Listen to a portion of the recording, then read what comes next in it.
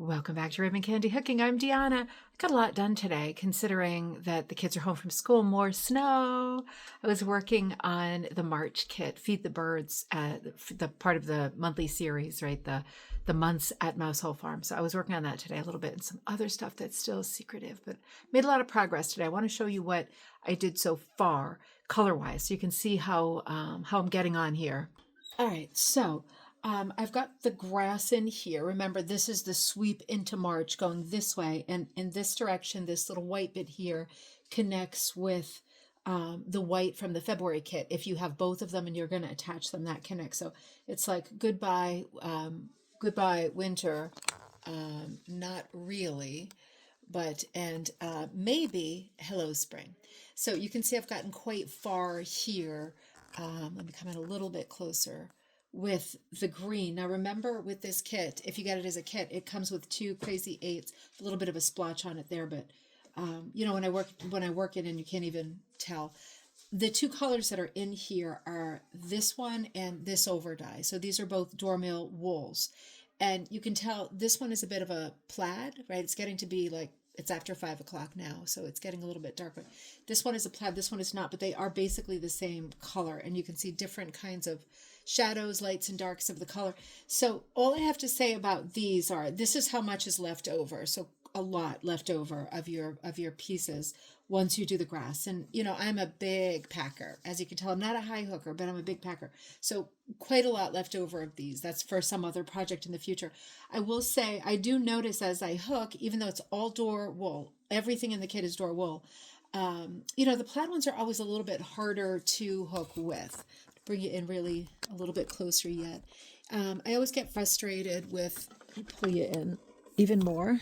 I always get a little bit frustrated with textured wools because I don't know if you can tell, but like, you know, some of the light pieces, they're just, I do a lot of trimming because it drives me crazy when it's not perfect.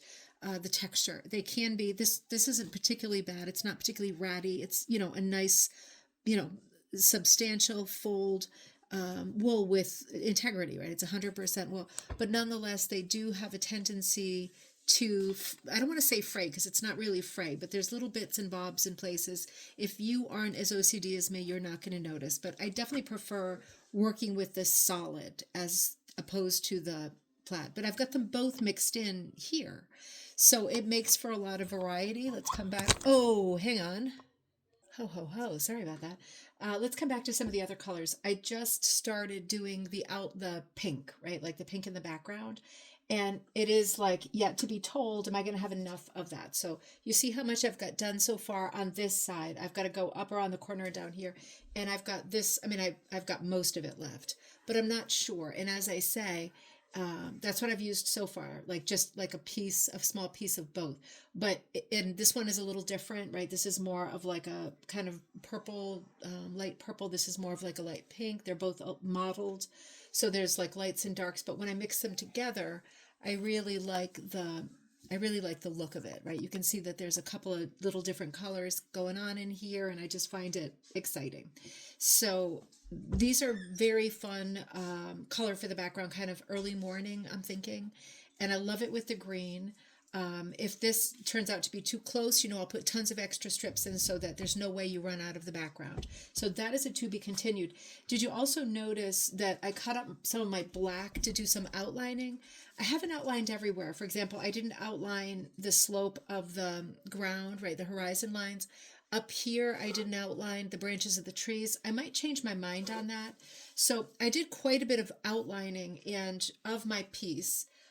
So this is an almost full piece here, right? I've used like a little bit of the edge here. So I've used maybe like almost half of my black so far. And I've definitely done more than half of the outlining, because if I do more outlining, I'm going to do this birdhouse, the hand, laundry, I didn't do this tree, right? So I might not do the trees. They might just fall into the background. We'll have to see. I'm going to do this birdhouse, the bird, the dog. That's not going to take up all this black, that's for sure. And I'm cutting it really thin. I'm actually using a cutter for this. I did like a number, it's either a 2 or a 3. Really fine, because it's just for outlining. You can do it with your scissors too, right? Don't go crazy. It's just for outlining. So I know I'm gonna have enough black left over. It's just gonna be a design question whether I decide I want to do the horizon lines. I don't think I want to do everything outlined because with the first two kits I didn't outline everything. So I don't know that I want to start now with outlining everything. I might leave that. The water in here, I didn't do the outlines for the lines. I don't know. I might make the holes in the birdhouses black, and then wouldn't be like I'm outlining, but I'm using the black color. I have to see. I have to see. I guess the main thing I'm thinking is, are the branches going to stand out enough, right? I'm using this material for the branches, and I've only used a tiny bit for those two branches, and I'm cutting it this way across, right? So I get the changes of color as I go, boop, boop, boop, boop, boop. And I've got this one done. Remember how I shifted this to the top so it doesn't hit the side? Because this is not a feature in the February kit. So I can't have that touch this side. This is going to go straight up. The pink, I just ran out of it right there. But that's going to go straight up. And I had it drawn across, but I had to swing it down instead because I forgot that wouldn't connect. And over here, this one is going to go across, and then the trunk comes down here. So I definitely have plenty of material here. The question will be, does it stand out enough against the background on its own? And it's sketchy right now. I don't know the answer to that, but I don't know. It is yet to be seen. When I come up here, it might be that it's too close, or it might be that it's fine. I don't want them to really stand out. I always like it when parts of the composition are like a bit mysterious or fall to a different sort of plane. I don't need everything up front and personal like a Roy Lichtenstein, right? It's okay when some things kind of fall back, recess back. So I'm thinking the horizon is going to work like that. The tree is going to work like that. I'll have to see. It could also be that I go back in and I take some stuff out.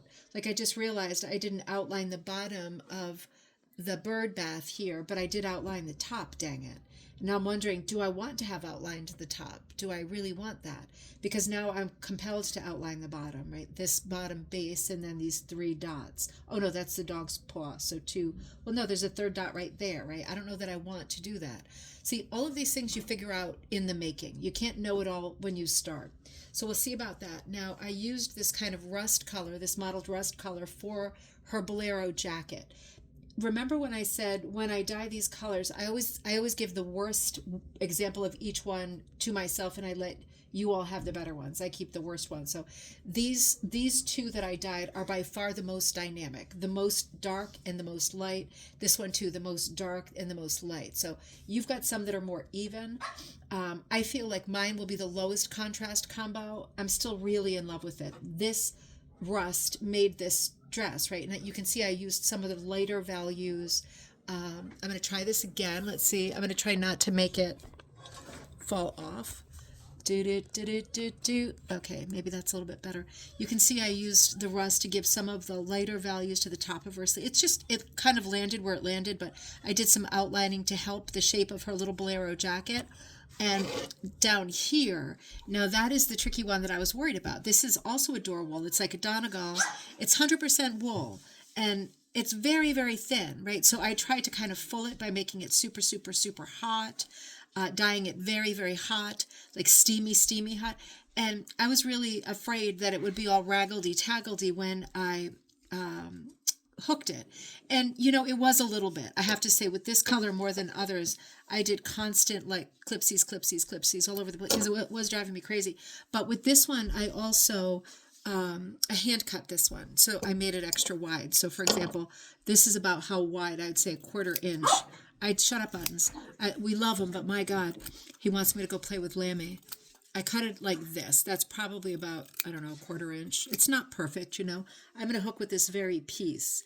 And it's a little bit wider right here.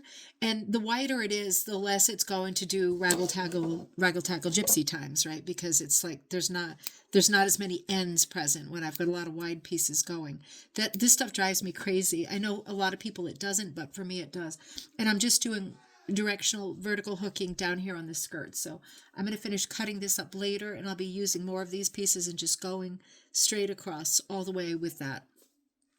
Otherwise, I think that's all I've done so far. I mean, I feel like it was a lot for a day when the kids are off and it's all crazy and snowy, and now I've got to go out and run some errands, but I feel like it was considering I did a lot of other stuff today, I feel like it was some pretty good progress. I'm not done yet. I'm going to put on the that British show, New Tricks. I'm loving that series, and I'm gonna hook again later tonight. But it's time to exit the house and do some stuff outside now that the driveway is clear. But I feel like I'm gonna bring you up one more time. I feel like I did quite a bit, and I'm loving the colors. I'm loving the way it's looking. I'm looking forward to putting it back on the frame in a little while when I get home and it's time to relax.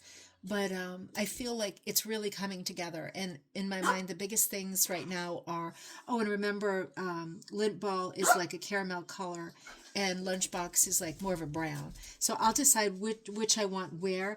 If I'm keeping all the outlining in this, I'll probably put lint ball here because she's lighter colored and she'll stand out more against all the black outlining.